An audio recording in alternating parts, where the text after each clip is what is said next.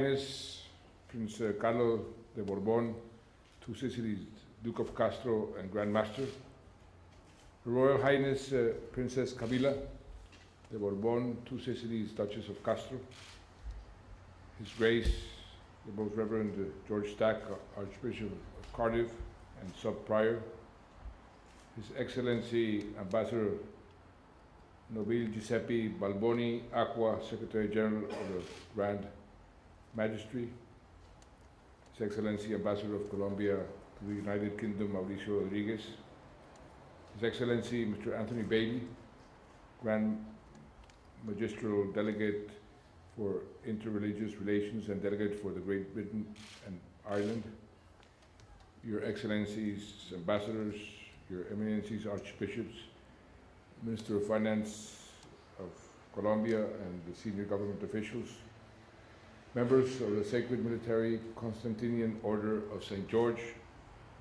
special guests, Maria Clemencia and my son Martin. I am deeply honored upon receiving the Knight Grand Cross with a gold star within the special category of the Sacred Military Constantinian Order of St. George. I gratefully receive this decoration granted to me by one of the world's most ancient and recognized orders, not in a personal capacity, but on behalf of 47 million Colombians who are building day by day a fairer and more prosperous country. I also speak on behalf of my wife, Maria Clemencia, our country's Minister of Finance and Defense, and our ambassador in London, who have also been decorated. Colombia recognizes the Sacred Military Constantinian Order of St. George as a very honorable institution which treasures the nobility and knowledge of centuries of history, which properly promotes humanitarian charity and spiritual activities. Its work in promoting the understanding between the world's religions is without any doubt preciously valuable for the world of today.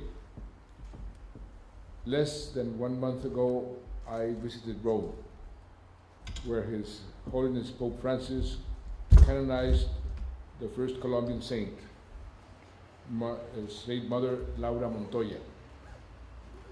In his homily, the Pope Francis stated the following: "This first saint, born in the beautiful Colombian soil, teaches us to embrace everyone without prejudice, without discrimination, without reluctance, with authentic love, giving them the best of ourselves." That is the spirit of the Constantinian Order, as well as the spirit of what we're doing in our country. In Colombia, we are working every day and without stopping to reduce poverty and to reduce inequality, closing those unbearable gaps between the wealthy and the poor, which cause society so much harm. This week and this past 24 hours for me has been especially stimulant. Yesterday I was in the University of Oxford, where they distinguished Colombia for the achievements we have made in the last 2 years in our war against poverty and against inequality. Since the first day of my government, we proposed ourselves to establish the conditions for peace, not only by ceasing the fire between the guerrillas and the government do you attain and achieve peace. You need also to build an environment that will make this peace sustainable in the long run. And that's why, as a matter of policy, we started putting in place a very, very aggressive social public policies that are today, fortunately, showing good results. Yesterday at the University of Oxford, I had the pleasure of meeting also with Professor Amartya Sen, Nobel Prize winner, who is sort of the patron of the Institute of this University for Human Development and the Fight Against Poverty. I was very happy to see Professor Sen. I'm probably one of the few students in his whole life who has been twice his student.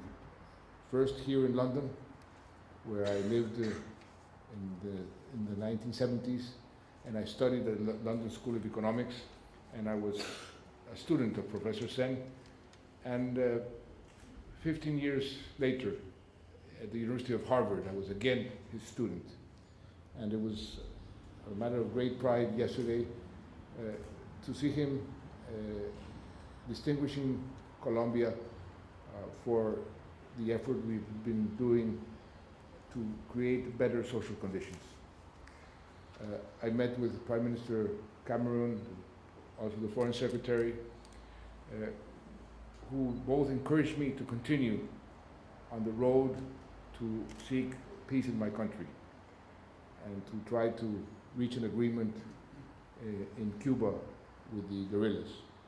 And this declaration, what it does is it encourages us to continue.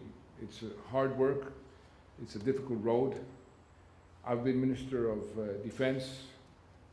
I have had to wage war, and I can tell you, trying to achieve peace is much harder than waging war. We could have continued what we have been doing for the last 50 years, or for the last 10 years, or for the last 5 years, which is giving orders to our generals to combat the guerrillas, and we've been quite successful. But I decided that every war has to end with some kind of negotiated solution, and that's why I took the step to initiate these conversations, negotiations. We have been progressing, fortunately, but I know that there's still a long way to go. It's been difficult. Cynicism with peace processes is a very easy attitude to take. Faith and optimism in the peace process is more difficult, but that's what I have, faith and optimism. And recognitions like I'm receiving today is what encourages me to keep on going. And we have made considerable progress in both sides, in the war against poverty and against inequality, and in the table in Cuba with the guerrillas. We can say now that in the last 2 years, 1,700,000 Colombians have overcome poverty, and most importantly, we broke a perverse trend that we've had for many years, many decades, where the Colombian economy grew, but inequality also grew. The richer became richer and the poor became poor. We decided to break this trend, and fortunately, we can say that we have achieved this goal. Now Colombians with the lowest incomes are the ones who are seeing their incomes improve much more than the Colombians with higher incomes, and that's why we have been able to achieve such progress. And in the conversations with the guerrillas in Cuba, we finished the first, and I say the most important item in the agenda. We agreed on a very ambitious project to invest in the rural areas of Colombia where the poverty and inequality is concentrated. And we could do that because since the beginning we had a very progressive agenda. when I compared what the guerrillas were asking for the last 50 years and what our program was, I discovered that there was many similarities. And thank God, we achieved a partial solution, an agreement on this issue. The international community has been very supportive of this process. In Colombia, also, the majority of the Colombians, of course, want peace. We are a country tired of war, more than 50 years of war. My generation has not lived one single day of peace, and we are determined to achieve that peace in the best way possible. Finally, I want to simply share with you an anecdote now that we have mentioned Mother Laura Montoya, who was canonized. My great uncle was President of Colombia between 1938 and 1942, and he became a very good friend of Mother Laura, today Santa Laura. Santa Laura de Jericó. Jericó is the town where she was born. And she, at the end of the 4-year term of my great uncle, was giving the same decoration, which is the highest we have, to Mother Laura, because of the work, the marvelous work she had done for the most vulnerable people in Colombia, especially the Indians and the Afro-Colombians. My great uncle kept constant communication with her, and she was a tremendous and very useful source of information.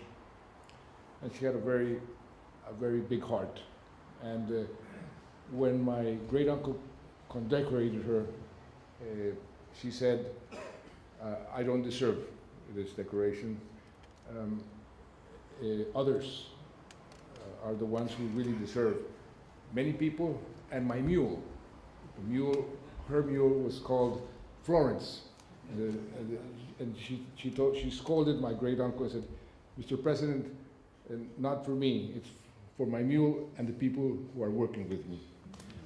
This shows her her way of approaching life, and it was a great lesson.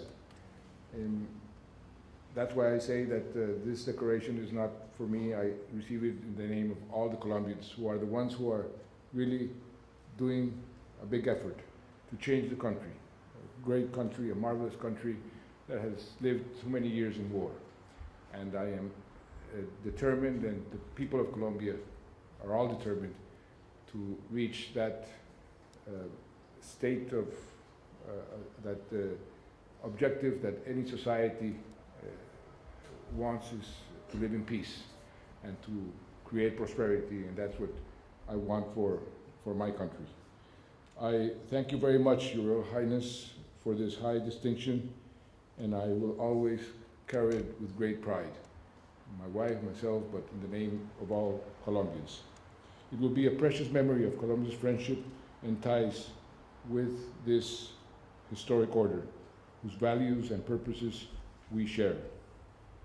Now I would like to invite His Royal Highness, Prince Charles of Bourbon, Two Sicilies, Duke of Castro, and Her Royal Highness Prince Camilla de Bourbon, Two Sicilies, Duchess of Castro, to receive with gratitude from Colombia the Grand Cross of the Order of St. Carlos. This order, of which I am Grand Master, is granted to those who merit the gratitude or the honors of the Colombian nation. For us, it is an honor, a great honor, and a great privilege to deliver it today to such distinguished personalities. Thank you very much.